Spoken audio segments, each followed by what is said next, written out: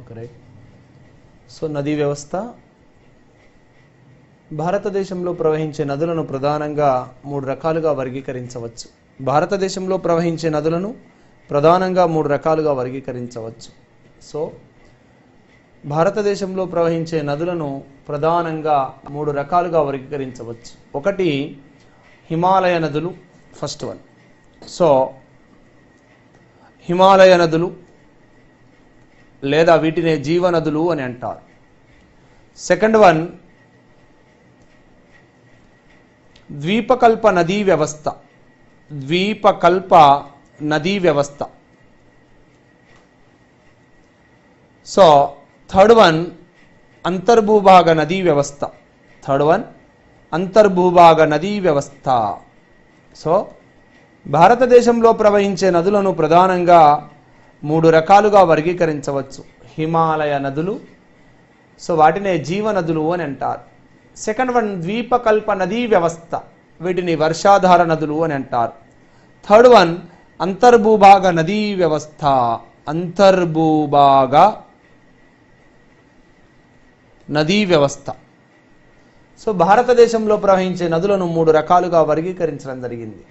So Himalaya నదులు లేదా జీవనదులు, రెండవది ద్వీపకల్ప నదీ వ్యవస్థ లేదా వాటిని వర్షాధార నదులు అంటారు, మూడవది అంతర్భూభాగ నదీ వ్యవస్థ. సో ఫస్ట్ వన్, సో వాటిలో మొదటిది so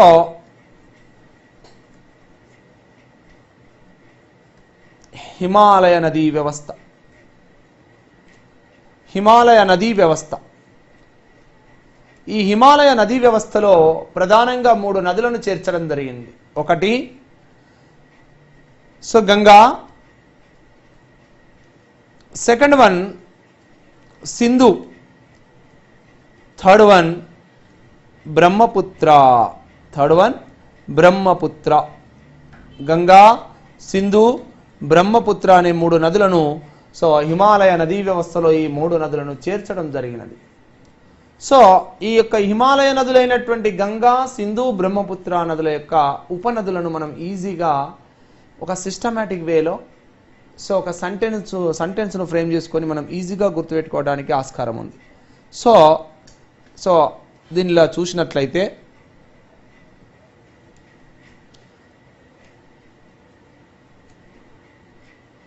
so first one so Sindhu నది అని, ఇక్కడ గంగా నది అని, ఆ తర్వాత ఇక్కడ మనం బ్రహ్మపుత్ర అని రాసినాం.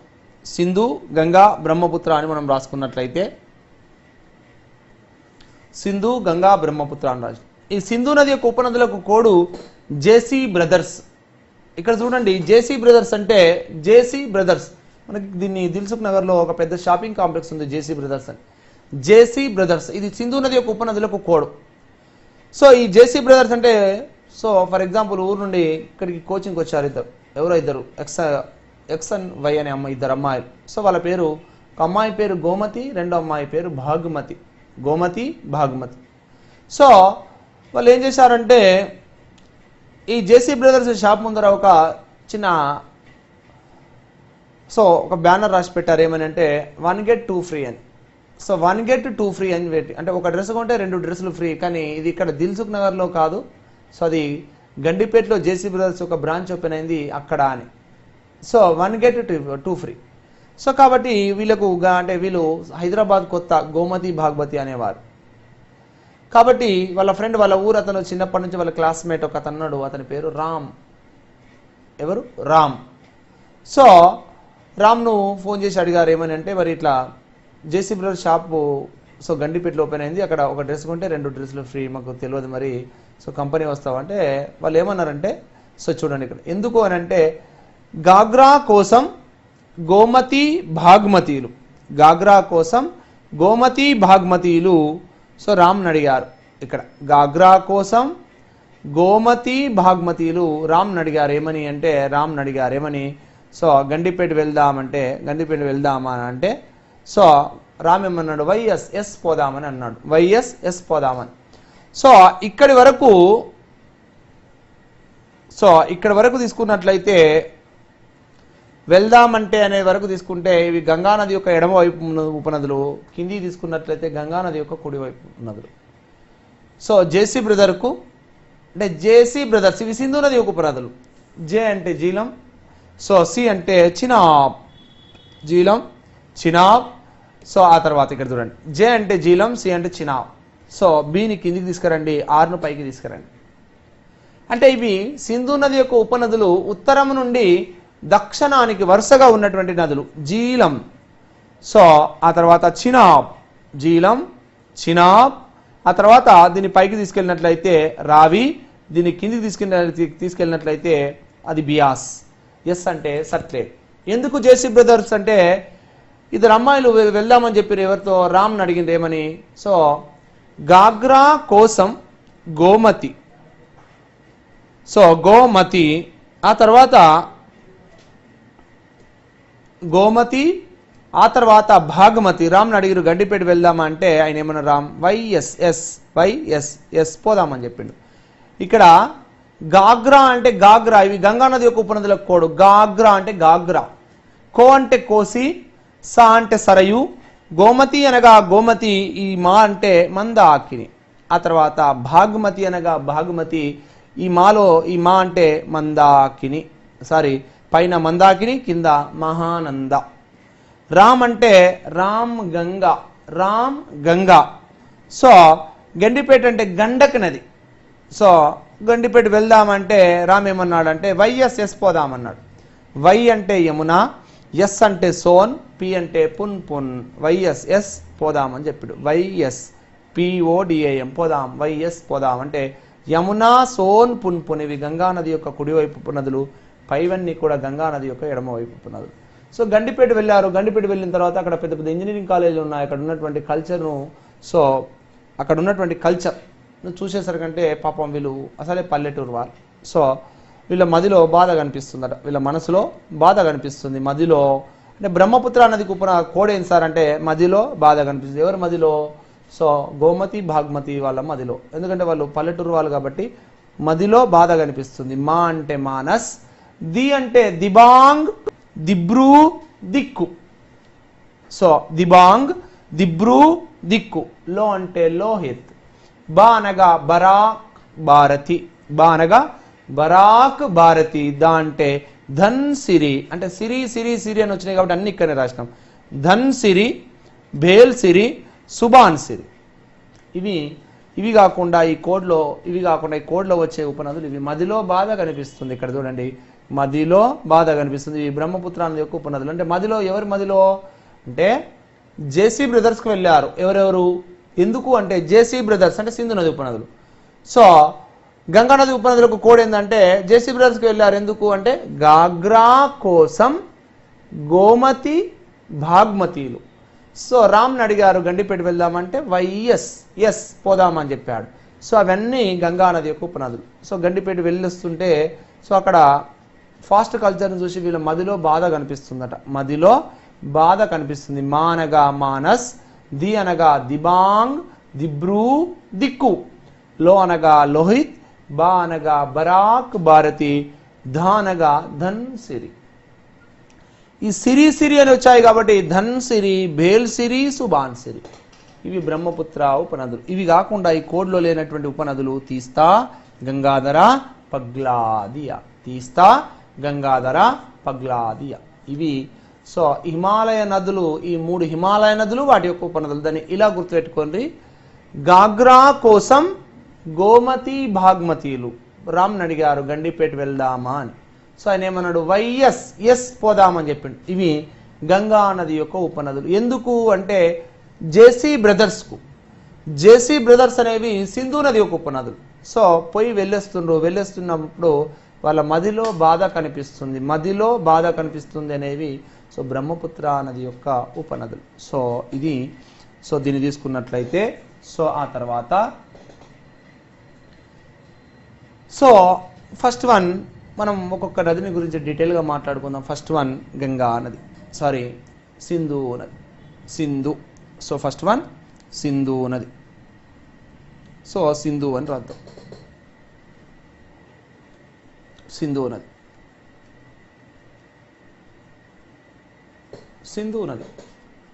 సో సింధు నది యొక్క జన్మస్థానం సింధు నది యొక్క జన్మస్థానం. సో మనం మ్యాప్లో చూసినట్లయితే సో ఇప్పుడు మనం పెనిన్స్ ఇక్కడ రివర్ సిస్టమ్, ఈ రివర్ సిస్టమ్ ఆఫ్ ఇండియాలో హిమాలయ నదులు, ద్వీపకల్ప నదులు అని ప్రధానంగా మనం రెండు రకాలు వర్గీకరించుకున్నాం. ఇంకోటి అంతర్భూభాగ నదీ వ్యవస్థ. ఫస్ట్ మొదటగా వీటి గురించి చెప్పుకున్నాం. ఈ హిమాలయ నదీ వ్యవస్థలో మొదటగా గంగా, సింధు, బ్రహ్మపుత్ర నదులను గంగా, ఇండస్ అనగా సింధు, బ్రహ్మపుత్ర. సో వీటిని మూడింటి చేర్చాము. వీటిలో ఒక్కొక్క దాని గురించి మాట్లాడుకుందాం. So first one, so Sindhu నది.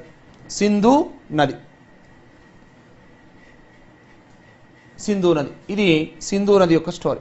సో సరే చూద్దాం ఇప్పుడు ఇది సింధు నది. సో సింధు సింధు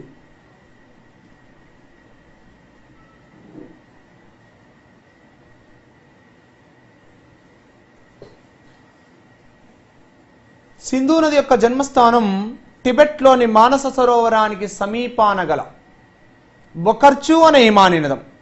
సింధు నది యొక్క జన్మస్థానం ఇక్కడ. సో టిబెట్లోని మానస సరోవరానికి సమీపాన గల బొకర్చు అనే హిమానీ నదం. బొకర్చు బొకర్చు అనే హిమానీ నదం. బోకర్చు అనే హిమానీ నదం. సో సింధు నది యొక్క జన్మస్థానం టిబెట్లోని మానస సరోవరానికి సమీపాన గల సో బొకర్చు అనే హిమానీ నదం. బోకర్చు అనే హిమానీ నదం. సో దీని యొక్క పొడవు, దీని యొక్క మొత్తం పొడవు సో 2880 కిలోమీటర్లు. ఆ తర్వాత నెక్స్ట్ భారత్లో దీని యొక్క పొడవు, భారత్లో దీని యొక్క పొడవు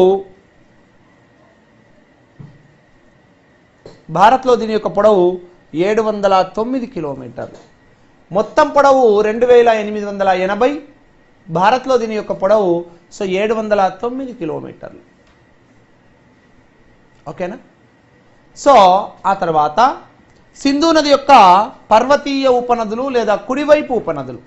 సింధు నది యొక్క పర్వతీయ ఉపనదులు లేదా కుడివైపు ఉపనదులు. సింధు నది యొక్క పర్వతీయ లేదా కుడివైపు ఉపనదులు ఒకటి గిల్గిట్,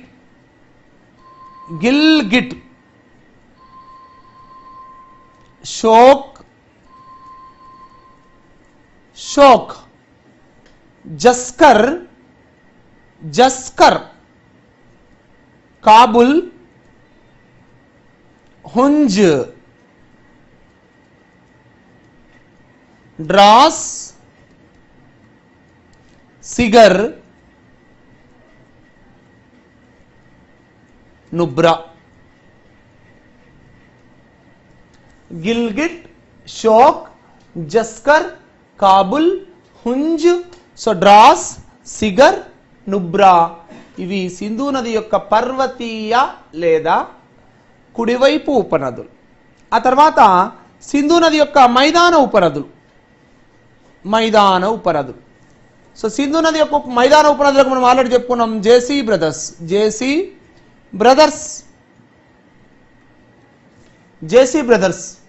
సో జేసీ బ్రదర్స్ ఇగో ఇక్కడనే ఉన్న ఇవే జేసీ బ్రదర్స్. ఏవి అన్నట్లయితే చూద్దాం ఇక్కడ. So JC brothers. So Jhelum, J అనగా జీలం, ఆ తర్వాత సి అనగా చినాబ్, దీని పైకి తీసుకురండి. రావి, దీని కిందికి తీసుకురండి. బియాస్, దీని కిందికి. అదేవిధంగా ఎస్ అంటే సట్లేజ్. జీలం, చినాబ్, రావి, బియాస్, సట్లేజ్. ఓకే. ఆ తర్వాత నెక్స్ట్ సో సింధు నది టిబెట్లోని మానస సరోవరం వద్ద గల బొకర్చు అనే హిమానీ నదం వద్ద ప్రారంభమై పశ్చిమంగా ప్రవహిస్తూ సో జమ్మూ అండ్ కాశ్మీర్లోని దామాచోక్ అనే ప్రాంతం వద్ద దామాచోక్ అనే ప్రాంతం వద్ద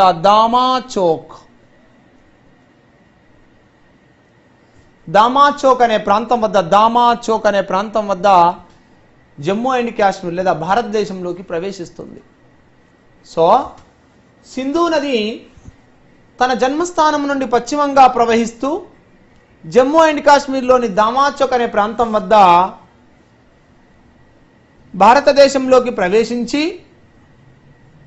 ఇది జమ్మూ అండ్ కాశ్మీర్లోని లడక్ జస్కర్ శ్రేణుల మధ్య గుండా ప్రవహిస్తూ పాకిస్తాన్లోని సింధు తల్బలా వద్ద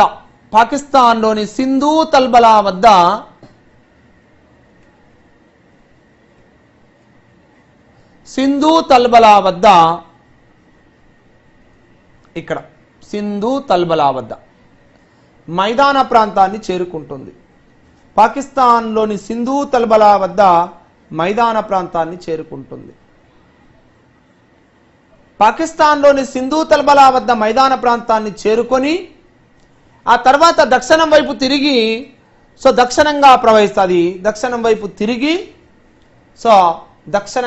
పాకిస్తాన్లో దక్షిణంగా ప్రవహిస్తూ పాక్లోని కరాచీకి దిగువన పాకిస్తాన్లోని కరాచీకి దిగువన అరేబియా సముద్రంలో కలుస్తుంది.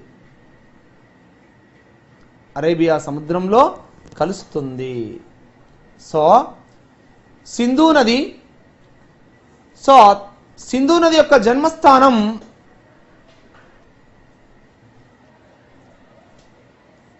సింధు నది తన జన్మస్థానం నుండి పశ్చిమంగా ప్రవహిస్తూ జమ్మూ కాశ్మీర్లోని దామాచౌక్ అనే ప్రాంతం వద్ద భారత్లోకి ప్రవేశించి జమ్మూ కాశ్మీర్లోని లడక్ జస్కర్ శ్రేణుల మధ్య గుండా ప్రవహిస్తూ పాకిస్తాన్లోని సింధు తల్బలా వద్ద మైదాన ప్రాంతాన్ని చేరుకొని ఆ తర్వాత దక్షిణం వైపు తిరిగి పాకిస్తాన్ గుండా ప్రవహిస్తూ కరాచీకి దిగువన అరేబియా సముద్రంలో కలుస్తుంది. ఆ తర్వాత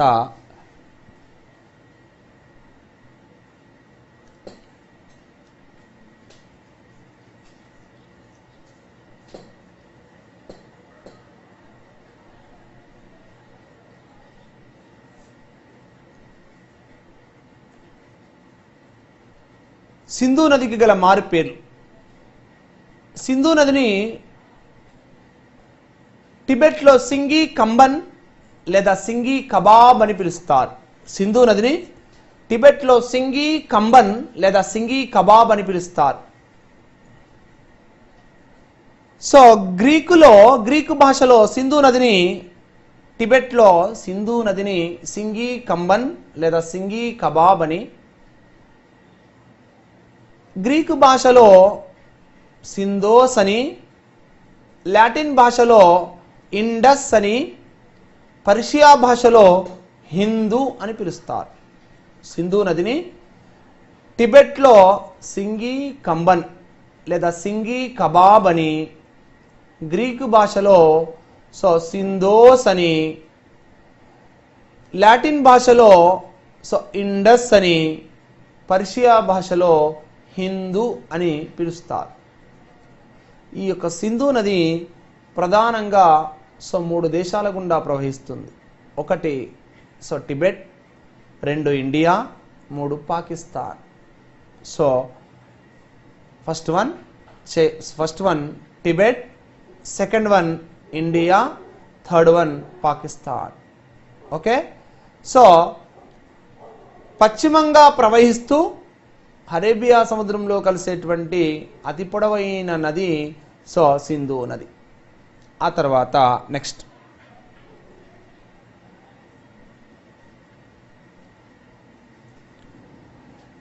వన్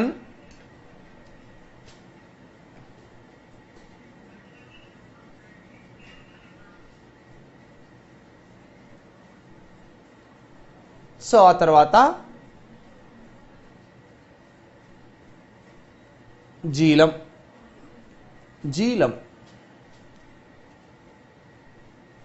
జీలంను సంస్కృతంలో వితస్థా నది అని అంటారు. జీలంను సంస్కృతంలో వితస్థా నది అని అంటారు. దీని జన్మస్థానం,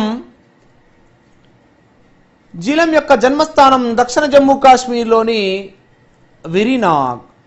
దీని యొక్క జన్మస్థానం ఇక్కడ దక్షిణ జమ్మూ కాశ్మీర్లోని విరినాగ్. సో దక్షిణ జమ్మూ కాశ్మీర్లోని విరీనాగ్ నుండి ప్రారంభమవుతుంది. పొడవు 724 కిలోమీటర్లు. ఇది దక్షిణ జమ్మూ కాశ్మీర్లోని విరీనాగ్ నుండి ప్రారంభమవుతూ సో పొడవు 724 కిలోమీటర్లు.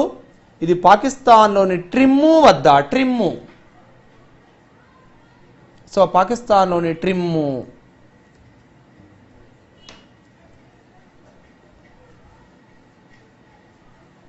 పాకిస్తాన్లోని ట్రిమ్ము వద్ద చినాబ్ నదిలో కలుస్తుంది. సో దీని యొక్క ముఖ్యమైన ఉపనది కిసాన్ గంగా. జీలం యొక్క ముఖ్యమైన ఉపనది కిసాన్ గంగా. ఇది జమ్మూ అండ్ కాశ్మీర్లో ఉలర్ సరస్సు గుండా ప్రవహిస్తుంది. అనగా జీలం నది వల్ల ఈ యొక్క ఊలర్ అనే మంచినీటి సరస్సు ఏర్పడినది.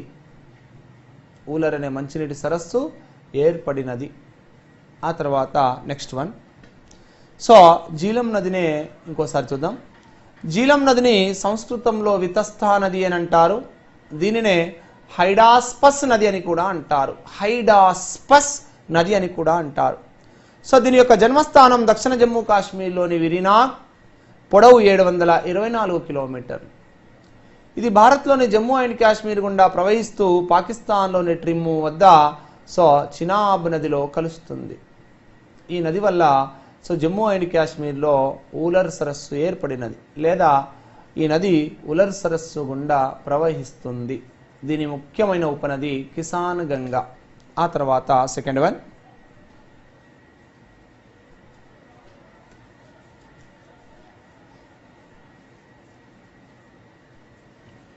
చినాబ్ నది. చినాబ్ నదిని సంస్కృతంలో అస్కిని అని అంటారు. చినాబ్ నది యొక్క జన్మస్థానం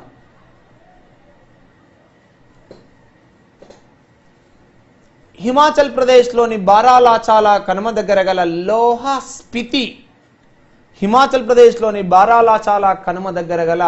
లోహ స్పితి అనేది దీని యొక్క జన్మస్థానం.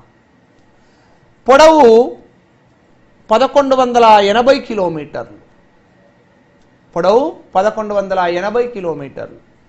ఇది హిమాచల్ ప్రదేశ్, జమ్మూ అండ్ కాశ్మీర్ల గుండా ప్రవహిస్తూ సో పాకిస్తాన్లోని ఆక్నూర్ వద్ద మైదాన ప్రాంతాన్ని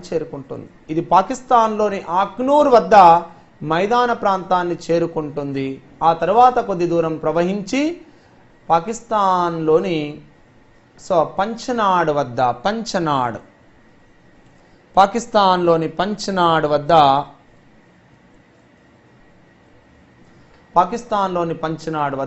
సట్లెజ్ నదిని కలుస్తుంది. సో చినాబ్ నదిని సంస్కృతంలో అస్కిని అని అంటారు. దీని యొక్క జన్మస్థానం హిమాచల్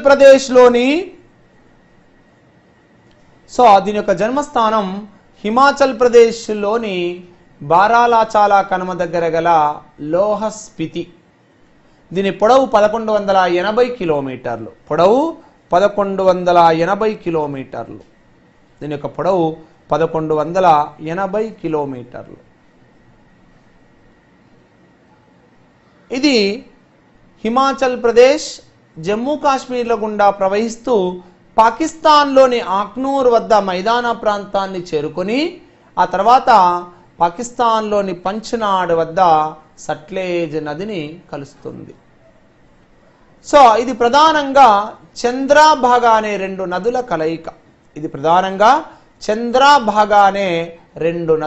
కలయిక. దీనిని హిమాచల్ ప్రదేశ్లో చంద్రభాగా అని పిలుస్తారు. చంద్రభాగా రివర్ అని పిలుస్తారు.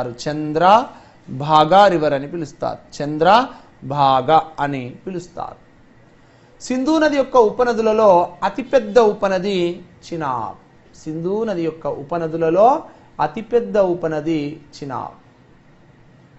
సో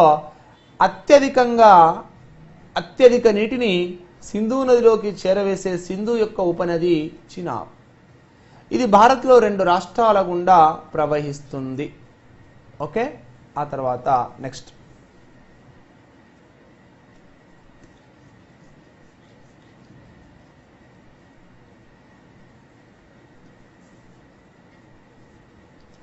రావి. రావి సంస్కృతంలో దీనిని పరూషిణి అని అంటారు. రావి నదిని సంస్కృతంలో పరూషిణి అని అంటారు. సో దీని యొక్క జన్మస్థానం, రావి నది యొక్క జన్మస్థానం సో హిమాచల్ ప్రదేశ్లోని రోహుతంగ్ కనుమ. హిమాచల్ ప్రదేశ్లోని రోహుతంగ్ కనుమ దీని యొక్క జన్మస్థానం. హిమాచల్ ప్రదేశ్లోని రోహుతంగ్ కనుమ దీని యొక్క జన్మస్థానం. ఆ తర్వాత పొడవు, సో దీని యొక్క పొడవు సో 725 కిలోమీటర్లు. దీని యొక్క పొడవు 725 కిలోమీటర్లు. సో రావి నదిని సంస్కృతంలో పరూషిణి అని అంటారు. సో సంస్కృతంలో పరూషిణి అని అంటారు. దీని యొక్క జన్మస్థానం హిమాచల్ ప్రదేశ్లోని సో రోహుతంగ్ కనుమ.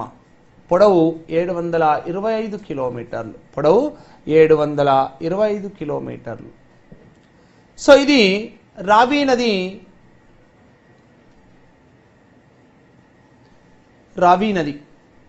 రావి నదిని సంస్కృతంలో పరూషిణి అని అంటారు. ఇది రావి నది.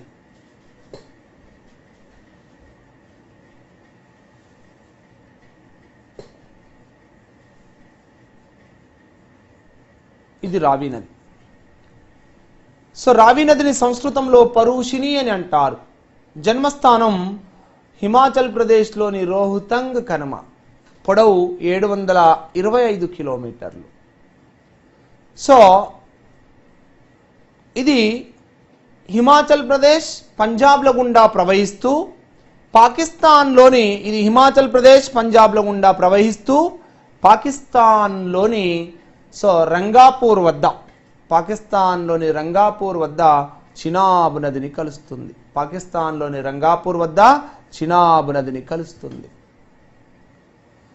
సో రావి నదిని పరూషిణి నది అని, ఐరావతి అని, లాహోర్ నది అని పిలుస్తారు. రావి నదిని పరూషిణి అని, ఐరావతి అని, లాహోర్ నది అని పిలుస్తారు. ఆ తర్వాత నెక్స్ట్ సో బియాస్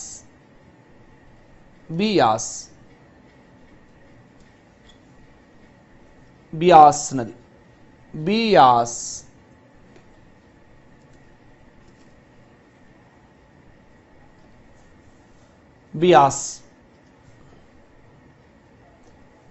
సో ఇది బియాస్ నది.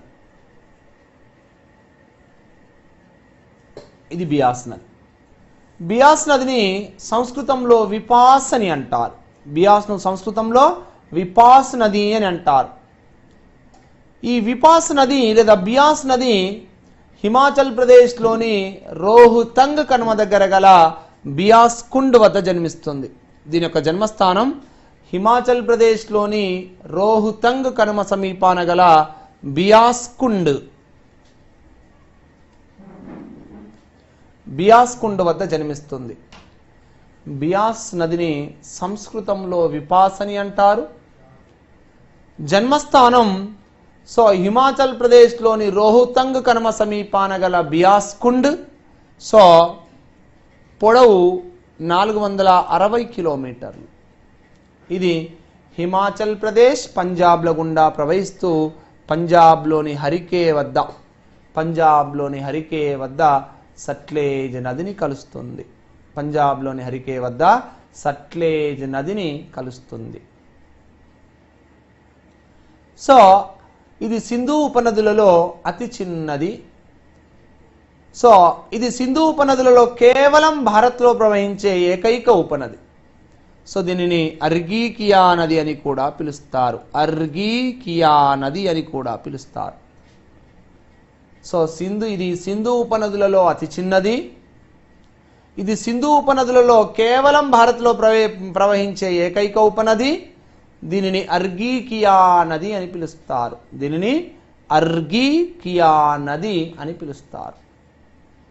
ఆ తర్వాత నెక్స్ట్ వన్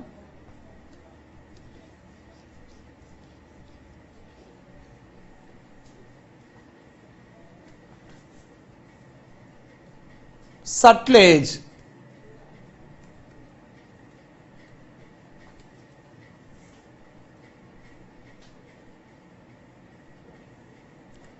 సట్లెజ్ను సంస్కృతంలో సతూద్రి అని పిలుస్తారు. సట్లెజ్ను సంస్కృతంలో సతూద్రి అని పిలుస్తారు. దీని యొక్క జన్మస్థానం, సట్లెజ్ నది యొక్క జన్మస్థానం సో టిబెట్లోని మానస సరోవరానికి సమీపాన గల రాకాసి సరస్సు.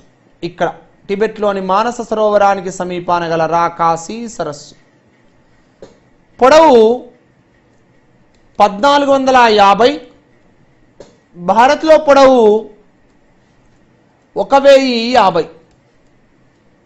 1050. సో ఇది తన జన్మస్థానం నుండి పశ్చిమంగా ప్రవహిస్తూ హిమాచల్ ప్రదేశ్లోని షిప్కిలా కనుమ గుండా భారత్లోకి ప్రవేశిస్తుంది. హిమాచల్ ప్రదేశ్లోని షిప్కిలా కనుమ గుండా భారత్లోకి ప్రవేశించి భారత్లోని పంజాబ్, ఆ తర్వాత హిమాచల్ ప్రదేశ్ల గుండా ప్రవహిస్తూ పాకిస్తాన్లోని మితాన్ కోట్ వద్ద సో సింధు నదిలో కలుస్తుంది. ఇది సింధు ఉపనదులలో అతి పొడవైనది. సింధు ఉపనదులలో 3 దేశాల గుండా ప్రవహించే ఏకైక ఉపనది. ఇది ప్రధానంగా టిబెట్, ఇండియా, సో పాకిస్తాన్ల గుండా ప్రవహించే సింధు ఏకైక ఉపనది. సో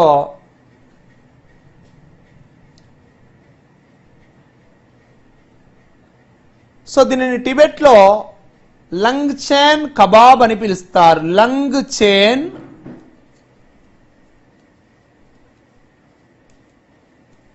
కబాబ్ అని పిలుస్తారు.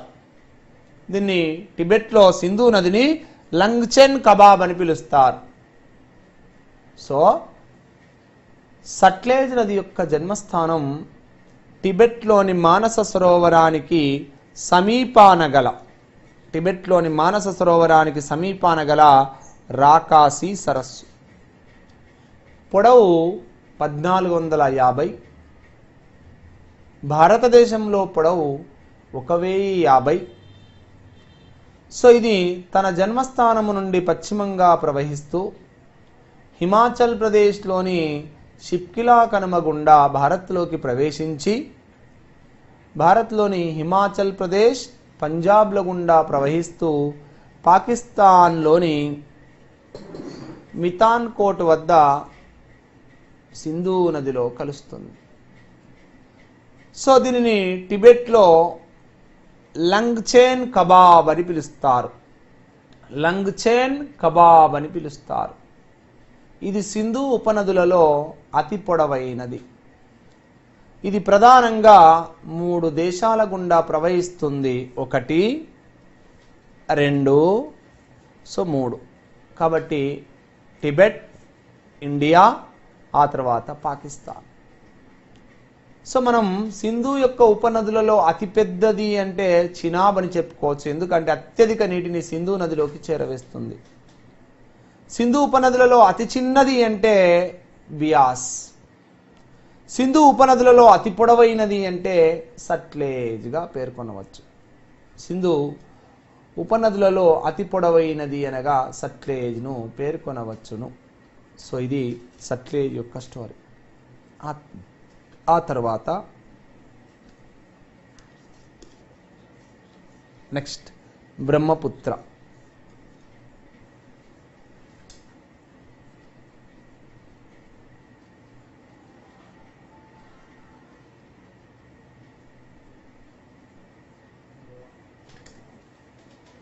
సో బ్రహ్మపుత్ర. సో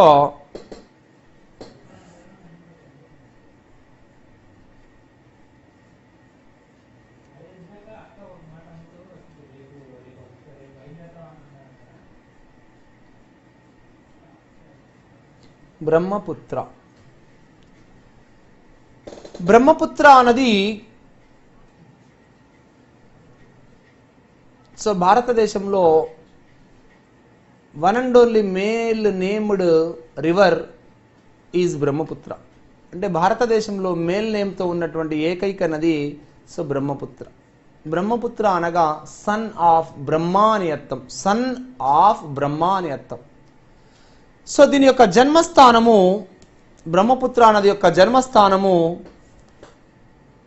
టిబెట్లోని సో షం యం ఢంగ్ అనే హిమనీనదం. షం యం ఢంగ్ అనే హిమనీనదం.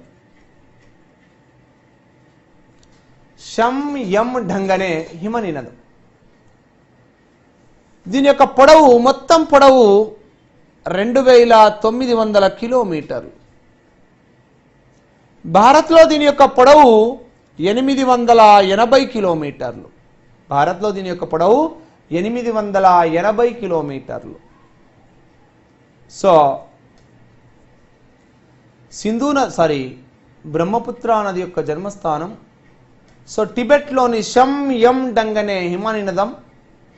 దీని మొత్తం పొడవు 2900 కిలోమీటర్లు. భారత్లో దీని యొక్క పొడవు 880 కిలోమీటర్లు. సో బ్రహ్మపుత్ర నది యొక్క ముఖ్యమైనటువంటి ఉపనదులు. సో మనం ఆల్రెడీ దీన్ని చెప్పుకున్నాం. బ్రహ్మపుత్ర నది యొక్క ముఖ్యమైన ఉపనదులు అంటే మదిలో బాధ కనిపిస్తుంది అన్నట్లయితే మదిలో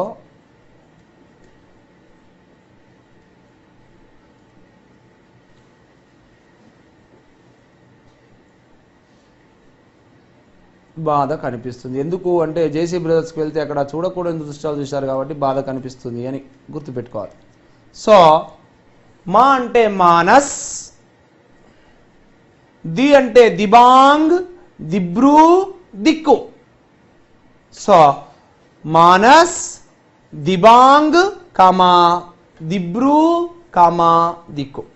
లో అంటే లోహిత్, బ అంటే బరాక్ కామా భారతి, దా అంటే ధన్ సిరి. సిరి సిరి సిరి అని 3 వస్తాయి కాబట్టి ధన్ సిరి, భేల్ సిరి, సుబాన్ సిరి అని గుర్తుపెట్టుకోవాలి. కా అనగా కపిలి. ఇవి ఈ కోడ్లో వచ్చేటువంటి ముఖ్యమైన ఉపనదులు. ఇవి కాకుండా తీస్తా, గంగాధర, పగ్లాదియా. తీస్తా, గంగాధర, పగ్లాదియా ఇవి బ్రహ్మపుత్ర నది యొక్క ఉపనదులు. బ్రహ్మపుత్ర నది సో తన జన్మస్థానము నుండి బ్రహ్మపుత్ర నది తన జన్మస్థానము నుండి సింధు నదికి వ్యతిరేక దిశలో తూర్పుగా ప్రవహిస్తూ సింధు నది వెళ్ళిపోతుంది. సింధు నదికి వ్యతిరేక దిశలో తూర్పుగా ప్రవహిస్తూ సింధు నదికి వ్యతిరేక దిశలో తూర్పుగా ప్రవహిస్తూ టిబెట్లో చాంగ్పో నదిగా పిలువబడుతుంది. చాంగ్పో.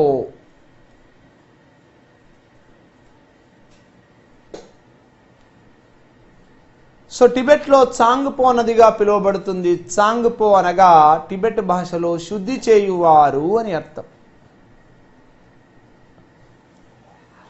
ఆ తరువాత అరుణాచల్ ప్రదేశ్లోని అంటే చైనాకు అరుణాచల్ ప్రదేశ్కు బార్డర్లోని నామ్చబర్వా పర్వతాల వద్ద అరుణాచల్ ప్రదేశ్లోని నామ్చబర్వా పర్వతాల వద్ద యు ఆకారంలో తిరిగి అరుణాచల్ ప్రదేశ్లోని యు ఆకారంలో అంటే నామ్చబర్వా పర్వతాల వద్ద అరుణాచల్ ప్రదేశ్లోని నామ్చబర్వా పర్వతాల వద్ద యు ఆకారంలో తిరిగి అరుణాచల్ ప్రదేశ్లోని జిదోలో అనే ప్రాంతం వద్ద అరుణాచల్ ప్రదేశ్లోని జిదోలో అనే ప్రాంతం వద్ద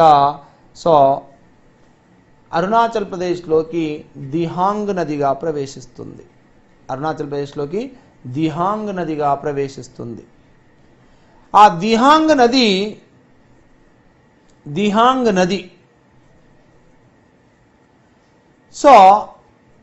అస్సాంలోని సాదియా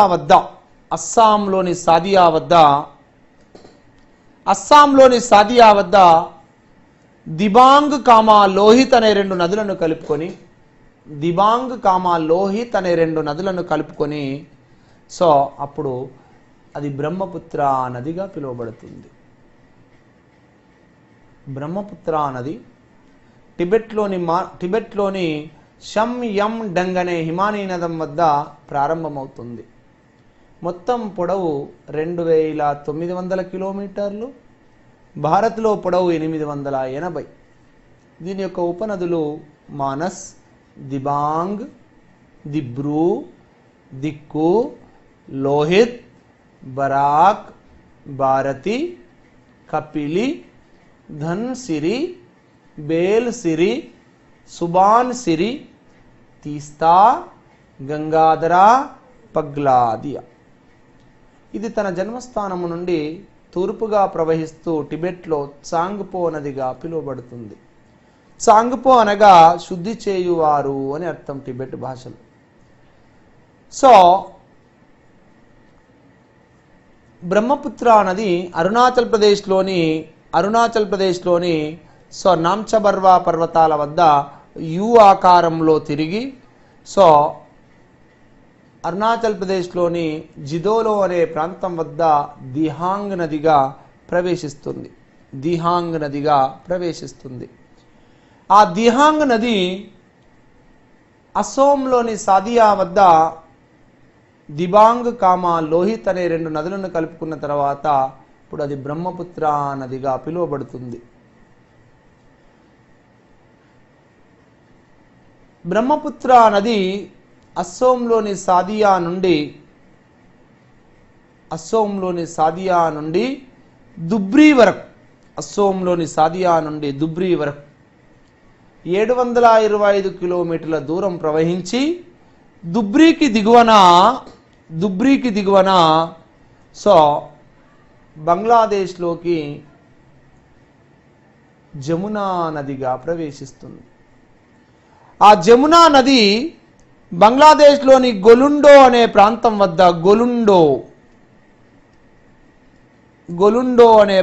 వద్ద సో పద్మానదిని కలుపుకొని పద్మానగా గంగానదిని బంగ్లాదేశ్లో పద్మాని, బ్రహ్మపుత్రను జమున అని పిలుస్తారు.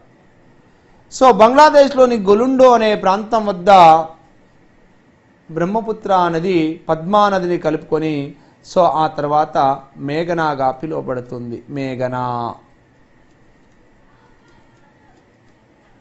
ఆ మేఘనా నది సో బంగ్లాదేశ్లోని డాకిన్ షాబాజ్పూర్ దీవుల వద్ద సో బంగాళాఖాతంలో కలుస్తుంది. బంగాళాఖాతంలో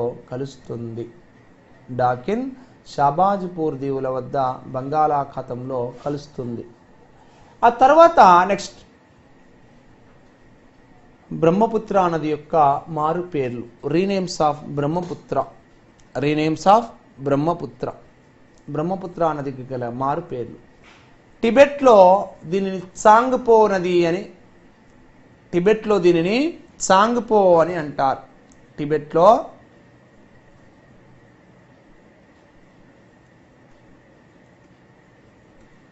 దీనిని చాంగ్పో నది అని అంటారు.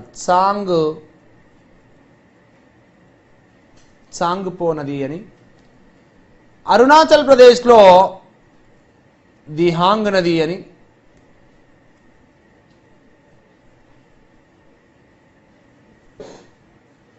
అస్సోంలో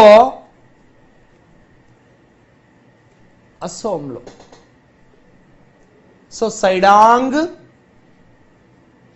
బ్రహ్మపుత్ర, ఆ తర్వాత సారో ఆఫ్ అస్సాం అని పిలుస్తారు. సో అస్సాంలో దీనిని సో సైడాంగ్ అని, బ్రహ్మపుత్ర అని, అస్సాం దుఃఖదాయిని అని, ఆ తర్వాత ఎరుపు నది అని పిలుస్తారు. ఎరుపు నది అని పిలవడానికి గల కారణం అస్సోంలోని ఎర్ర నేలల గుండా ప్రవహించుట వల్ల దీనిని అస్సోంలో ఎరుపు నది అంటారు. సో ఆ తర్వాత బంగ్లాదేశ్లో దీనిని సో జమున అని పిలుస్తారు. సో దీనిని టిబెట్లో చాంగ్పో నది అని, అరుణాచల్ ప్రదేశ్లో దిహాంగ్ నది అని, అస్సోంలో సైడాంగ్ ఎరుపు నది బ్రహ్మపుత్ర అని, బంగ్లాదేశ్లో జమున అని పిలుస్తారు. సో బ్రహ్మపుత్ర నది యొక్క ప్రాధాన్యత కొన్ని ముఖ్యమైన ప్రాధాన్యతలు. సో భారతదేశంలోనే అత్యధిక జల విద్యుత్ శక్మత కలిగిన నది బ్రహ్మపుత్ర. ఈ నది వల్ల అస్సోంలో ప్రపంచంలోనే అతిపెద్ద నదీ ఆధారిత దీవి అయిన మజూలి ఏర్పడినది. ప్రపంచంలోనే అతిపెద్ద నదీ ఆధారిత దీవి మజూలి అస్సోంలో బ్రహ్మపుత్ర నది వల్ల ఏర్పడినది. ఆ తర్వాత సో దీనిని అస్సాం దుఃఖదాయిని అంటారు మరియు నదుల దుఃఖదాయిని అని అంటారు. సో భారతదేశంలో అత్యధిక జల విద్యుత్ శక్మత కలిగిన నది అస్సాం దుఃఖదాయిని, నదుల దుఃఖదాయిని. సో మరియు సో నదుల దుఃఖదాయిని అని, అస్సాం దుఃఖదాయిని అని, సో రకరకాల పేర్లతో ఈ యొక్క బ్రహ్మపుత్ర నదిని పిలవడం జరుగుతుంది. సో ఆ తర్వాత నెక్స్ట్ వన్, ఇది బ్రహ్మపుత్ర నది యొక్క స్టోరీ. ఈ బ్రహ్మపుత్ర నది వల్ల సో అస్సోంలో ఉన్నటువంటి మైదానాలు సో క్రమక్షయ చర్యలకు గురి అవుతాయి. అంటే అస్సోంలో ఉన్నటువంటి మైదానాలు సో మైదానాలు ఈ నది వల్ల, ఈ నది యొక్క క్రమక్షయ చర్యలకు లోనవుతాయి. సో నెక్స్ట్ వన్, గంగా నది.